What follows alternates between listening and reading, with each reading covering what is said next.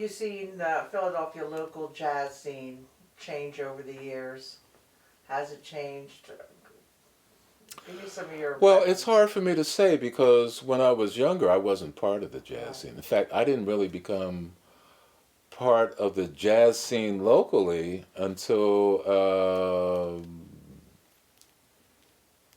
maybe the late 80s. The few times I would have off from Atlantic City, some people had gotten to know me, and they would always talk about, yeah, Lee Smith just moved back from New York. He used to play with Mongo. So, Right. so that was my... That's when Eddie described you to us, well, we're going to have Lee Smith play with us, and that's how he described Yeah, it. yeah. So that kind of made me legitimate. Right. He played with Mongo, so yeah, okay. So, and early on, I met Tony Williams, Monette Sudler, and then This is all while you're working in Atlantic City. kind of in the transition, yeah, between kind of moving away from Atlantic City and working more in Philadelphia. And that's the late 80s. Well, late 80s, early 90s. Yeah. Yeah, and I met Sam Dockery. All the piano players liked me, and I think they liked me because of my experience with Milton.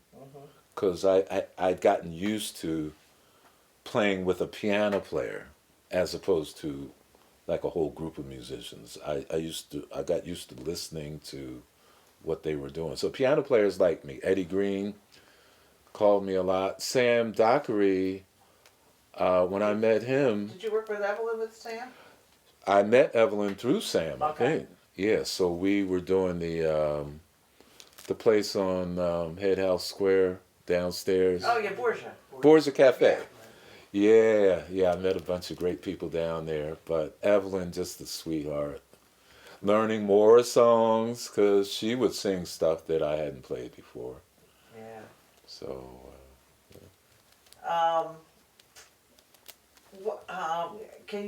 How would you characterize the jazz scene once you were in it, the Philadelphia jazz scene?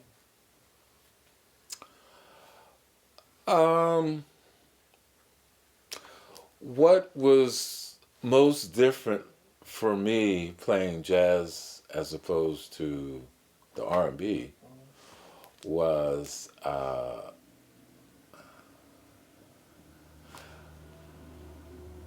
personally, I didn't feel like the music, how can I say it? The music was more receptive with the R&B because most people were familiar with most of what I played because I'm playing with these well-known groups and they all had hit records. So the people came out because they wanted to hear, the songs that they liked. So usually the response was overwhelming with the R&B groups. With the jazz groups, I felt like the response was more like performance-based. Like if they saw somebody playing a whole lot of notes and, I felt that's what was getting the response from the audience as opposed to the audience kind of being familiar with what you were playing. Because even a lot of people who say they love jazz, nothing wrong with that, but they're not necessarily that familiar with all the train stuff or McCoy Tyner or being able to associate certain tunes with certain musicians. I can tell that. Yeah. And there's nothing wrong with that. Right. But I'm just saying in terms of when you talk about the scene, that's kind of what I sensed. I think these people, they want to hear what we're doing, but I don't know if they really understand it. They can appreciate it, but they don't necessarily understand it. Whereas R&B, you don't have to be a musician to like R&B. Right. But when I'm playing like certain chord progressions and jazz tunes, I'm thinking to myself, I know these people don't know what we're doing. We could probably do something totally different and they still wouldn't know. But that's okay too. That used to drive Jim Miller crazy when you'd see a drummer play a real simple, simple thing on the A drum. fill or a roll or yeah. something. And people would go nuts because he was doing it over and over. Oh yeah, again. yeah. Listen, don't people understand that's easy to do? Well, but that's, I mean, I really try to be sensitive to the audience. Even when I'm writing music, I'm trying to write something that the average person who's not a musician can maybe listen to and kind of enjoy it. I think that's kind of why we play music, to, communicate. Well, that's your empathy coming out, I think, too. You're extending it towards the audience, whereas there's some musicians who can't extend it to the audience. I've noticed that. They get angry at the audience. Yeah, and that's kind of self-defeating because we wouldn't be working if there were no audience. That's right. All right, now let me ask you this. So this is some just general stuff. What's the best advice you were ever given?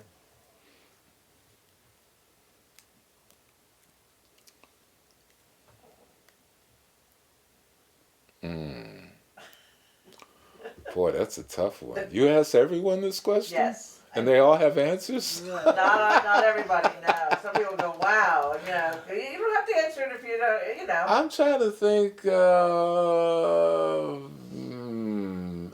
probably from my father, but About what? I don't even know. I just had a lot of respect for him, and he used to tell me stuff, but the best advice: follow your heart. That's good. But I don't remember who told me that. Well, that's all that matters, yeah. Now, how do you deal, or how have you dealt with the lack of job security in playing music for a living? I don't know if you ever get used to it.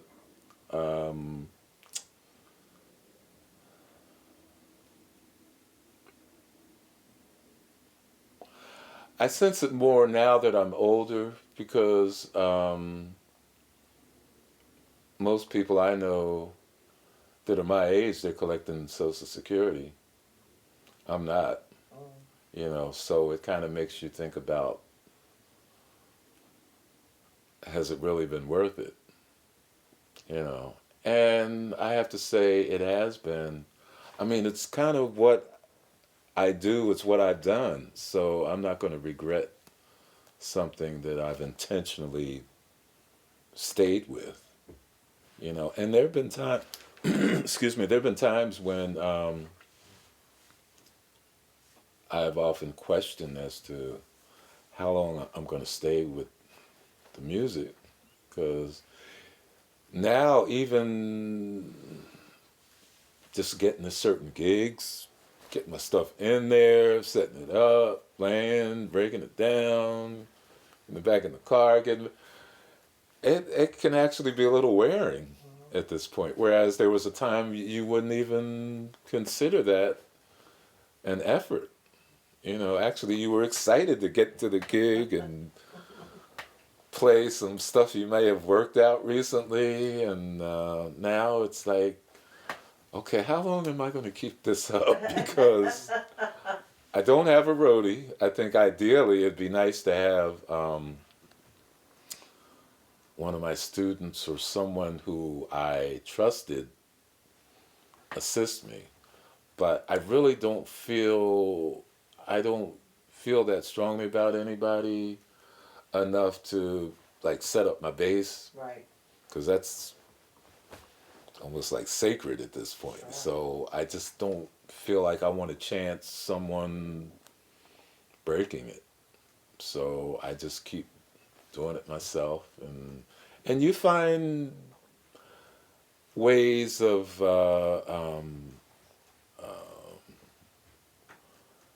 trying to make the whole effort easier. I use wheels on my bass now that I didn't used to. I used to just pick it up, Right. go up steps, down steps, wherever. Now, put the wheels on, and I'm wheeling. Mm-hmm. I used to stand all the time. Now I use a stool. which is cool. Yeah. Because I never understood why piano players sitting down, drummer sitting down. Why does the bass player got to stand Singer up all sitting night? down. Yeah. Why does the bass player got to stand up all night? Right. I think it makes perfect sense for me to sit down along with the rest of them. So, you just, whatever way you can find to make it a little easier, I think is important. Okay. Now I got a question I have to ask you about your son Christian. Mm-hmm. Tell me about what it's like having a son. And in a way, I'm going to couple this with what you were just talking about, because when you came up through jazz, the whole educational system wasn't in place for people of our age. Mm-hmm. You certainly, it was certainly the underground economy, work-wise, for both you and I coming up. There weren't a lot of established jazz jobs getting where you got a paycheck, where you would get Social Security at the end. Mm-hmm. So Christian had the benefit of coming up through the Clef Club and different ways of. Tell me about maybe the differences between how you and Christian came into loving jazz or playing, and tell me how your fatherly feelings are toward Christian and his success. Well, I'm just so proud of him. That's kind of an understatement, because I know so many parents who have kids dealing with some like really serious issues, and to have a son who is successful at what he's doing, I mean, it's just like it's truly a blessing. I think the main thing that influenced Christian that I didn't have, uh, I never knew any professional musicians before I started playing and getting out there. And there were years when I really didn't feel that comfortable doing gigs. Because I'm around a lot of people that my parents probably wouldn't have approved of. Because you're doing gigs, a lot of times people are drinking, they're getting a little loose. Right. And then guys that I'm playing with, they're doing stuff that I didn't do when I was younger, but I'm being exposed to it. Right. And I think with Christian, the fact that not only did he know his dad played music, but he saw me play. Right. And he said, and he'll tell you the story too. There was a gig that he saw me play, I think it was in Atlantic City, back when they would have the Atlantic City, I think it was called Atlantic City Jazz Festival in the Convention Hall. Yeah. And I'm playing with Mongo, and we're opening for Ella Fitzgerald. And he said, Dad, when I saw you play there, that's when I knew I wanted to be a bass player. So, and I can kind of understand that, because when you're a parent, when you see your parent doing something, it kind of legitimizes it. Oh, they're doing that, I can do it. There were so many years that I was playing, and I enjoyed playing, but I felt like, I don't know if I should even be doing this, because I'm being exposed to stuff that I was raised that, my parents wanted me to be respectable, honest, and I appreciate that from them. Right. But I found myself in situations where I'm thinking, boy, they wouldn't be happy with this. Well, yeah, the nightclub life and that kind Oh, of thing. yeah. Man. And then, I ended up doing some of the stuff that I had been exposed to. I'm like, oh, I'm damned now. But I think at some point you realize that it's what you do. And apparently there hasn't been anything else more compelling to It make seems me. to me that you, just from the story you told me about Christian and that Atlantic City thing, that you're kind of a pathfinder for him, you know, which a lot of musical parents are, which you didn't necessarily have like that with your own parents. Your own parents had a certain way of guiding you, Oh yeah. but they weren't direct role models for being performance oriented on a No. particular instrument. No. So in a way, you climbed a lot of mountains so he could take. You built the roads on the mountain so Christian could. I like to think so. Yeah. I like to feel like he saw that I was proficient enough to be considered a good role model as a musician. I think he saw that his dad was serious about the music, and I think that kind of shaped his attitude. And when I think of Christian success, I think of the almost like the perfect storm. Dad plays, he sees dad, oh, okay, it's okay to do this. Right. He ends up going to school with Joey DeFrancesco. They used to stay on the phone nonstop talking about different albums. Yo, man, you checked out Miles Davis. And they went to Kappa, which was like Yeah. you didn't Yeah. have something like that, did you? No. Yeah. And then he meets Wynton Marsalis, and the rest is kind of Right. He's already on the road. yeah. I remember. I think it was Christian. I remember one time going into. Me and Eddie were supposed to rehearse in Morris Bailey's basement. That's where we always rehearsed. Mm-hmm. And Victor Bailey was down there, and I think your son was there with them, and they were just fucking around playing bass. Mm-hmm. And they were like all of what, 13 years old or something, or 12. I think it was your son, but I know it was Victor because I reminded him of it. Oh, I remember you. But yeah, I mean it's amazing, you know, all the path breaking thing that you did as a parent and as a musician, and that a lot of musicians from our particular generation had to do that, but then the ones like the Butch Ballards from that generation had their own Yeah. things they were dealing with. I used to wonder why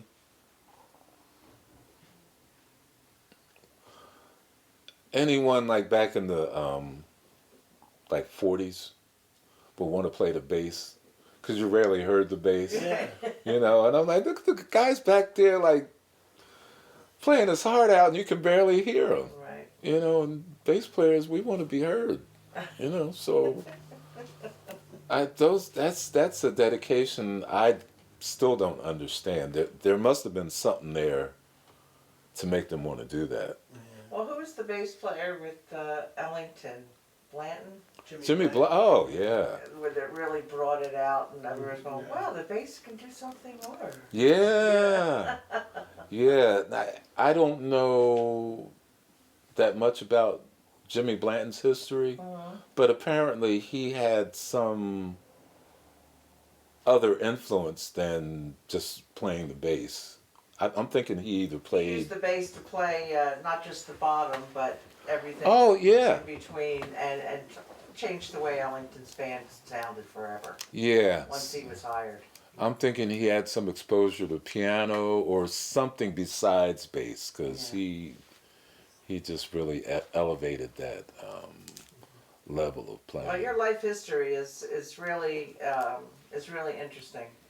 Like you had going from so many Yeah, different it's transitions. not the typical path. Mm-hmm. You know, the way you weren't even serious about the bass, and then No. you sort of fell into it, and then you went into the Afro-Cuban thing, Yeah. and then you know. And the R&B. only thing that kept me into it was other people encouraging me. Because, you know, it's like from the talent show, yeah, you're really good, to doing the local gigs. And then my friend from New York, Lee, you should come audition. So it's always, Lee, you can do something that Lee doesn't realize he can do. Right. So I think just, you know, people encouraging me through the years has just kind of kept me into it. Have you, one more question. Have you found that Philadelphia is more encouraging than maybe other cities? You were in New York for 5 years, or is it pretty much the same? No, it's not the same. All right, well, I'm thinking for me, it's hard to say. In New York, there's so many musicians, and if you feel like you're trying to pursue a career in music, I think that can be discouraging, knowing that there's so many other people trying to do the same thing that you're doing.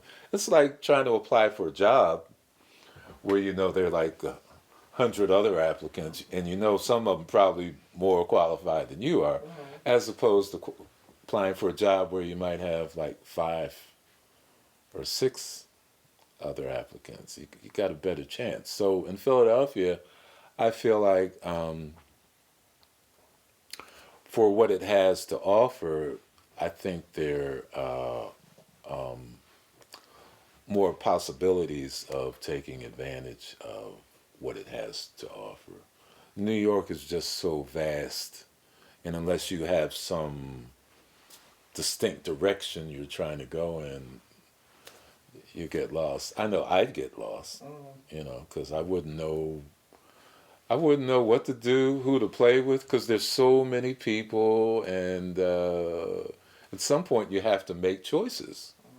And knowing me, I just wouldn't. Everybody would just cancel each other out, and I'd just do something besides play music. all right, I guess. I want to ask, so when you're coming out of Atlantic City and starting to get active in Philly, this is the late 80s, early 90s, what are some of the clubs that you frequented the most in that period? I know you mentioned the Borgia Cafe. Borgia Cafe, the what? Blue Note, Blue Note Mallory. in Mount Airy, Slim Cooper's. Oh, yeah. The place kind of down, Carter's. You remember Carter's? yeah. Where's that? I don't know. That's on. Where's the Blue It's Note? not Stenton there. and. Yeah, it's not there anymore. I It's played that cards. cross street, Stenton It's and. now a parking lot. So Germantown. So, Yeah. Yeah. Okay. Of course, Ortlieb's, Right. which is still there, right? It's not a jazz. Yeah. No, but the building's still there. And I guess from Zanzibar, did you play? Yeah, on 11th Street. Yeah, before they moved. 11th and Before Pine. they moved to Broad Street. Yeah. And Chris, I guess Chris's, or was that Chris's not there? actually was, yeah, they were there in the late 80s. Okay. Yeah. Yeah. So those are the main. Those are the main ones that come to mind Yeah. offhand. I know there. What was the place on South Street? Oh yeah, yeah. Grendel's Lair. Randall's Lair. Grendel's Lair. And then it became Ripley's later, which wasn't a jazz club then. Yeah, we played Grendel's Lair, and there was Rick's Cabaret. Do you remember Rick's? That was on. That was down by the water. Don't remember Rick's. Yeah, there was a lot. That was like a singers. Me and Eddie played there, and Wendy and Eric played there, and there was another one on South Street there. So. Well, there were a few. There was a couple organ places, Gertz. That's Oh, right, right, Gertz, right? right, That's yeah. right, Gertz. Well, is there anything that you would like to say? No. Close out? You talked a lot. I hope you didn't feel like we were giving you the third degree. No, actually, I feel quite comfortable because I consider you all friends. Yeah. And it's not like just being grilled by some. That's right. Turn the light on. All right, where were you on the night? No, it's quite actually enjoyable. Okay. And I did lose track of time. You said it would No, go. it's 2:30. Oh wow! Yeah. We've been here 2.5 hours. Yeah. So did you get well enough? done. You got enough information? Yeah, what we can do is I'm hoping, and again, this is a work in progress as we go along and get more and more video histories like this. We'll be able to revisit you possibly when you're 80. You know?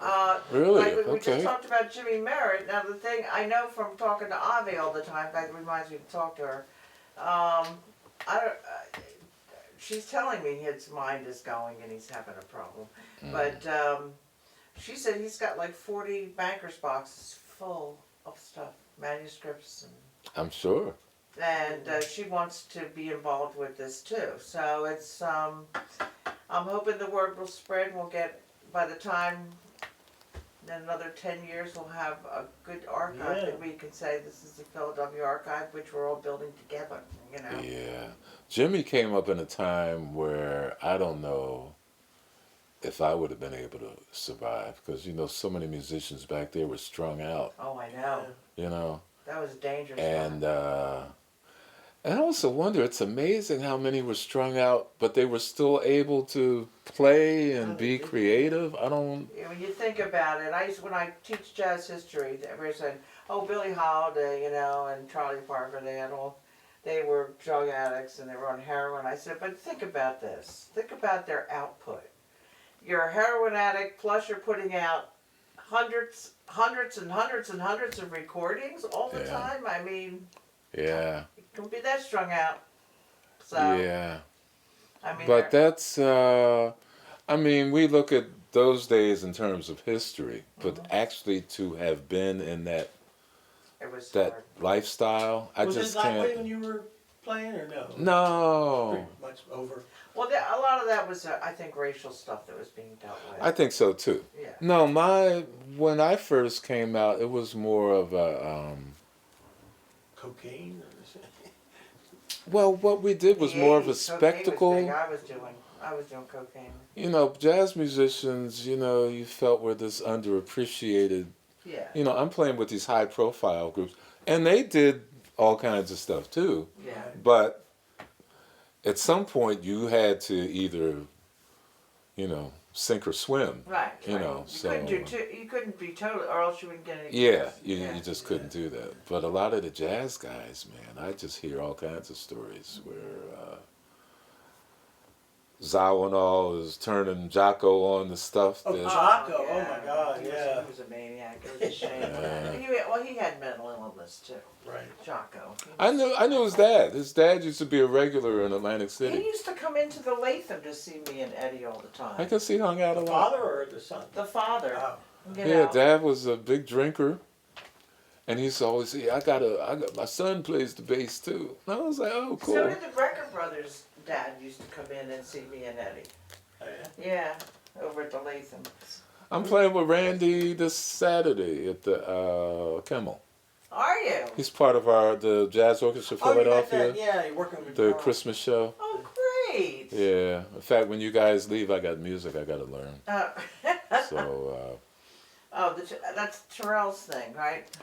Yeah, the Jazz Orchestra, I They still don't merged quite. into the Philly Pops. They so merged to the. I still Okay, don't quite I was kinda understand that confused. merger. It's like the but Philly Pops Jazz Orchestra. I guess I'm still trying to figure it Yeah, out. I'm not sure how that works either, but Well, they're under the umbrella You of might the Philly see me Pops. then there that day, because I I was gotta talk thinking- to Randy. Were you going? I was thinking of going to that too. That's Saturday night, I think. Right? Mm-hmm. Yeah. Yeah, I'm not working Saturday. All right, well, thank you, Lee. Yeah. Thank you.